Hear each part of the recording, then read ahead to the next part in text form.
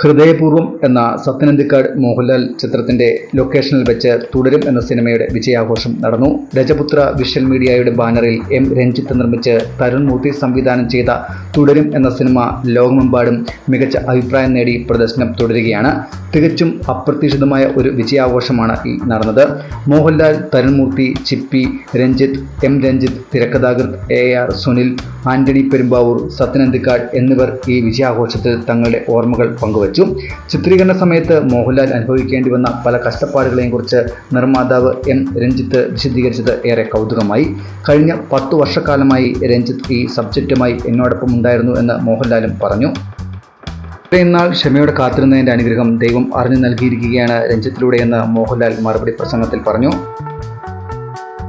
അതേസമയം നിരവധി ചിത്രങ്ങളാണ് മോഹൻലാലിൻ്റെതായി അണിയറയിൽ ഒരുങ്ങുന്നത്. അതിൽ അന്യഭാഷാ ചിത്രങ്ങളും ഉണ്ട്.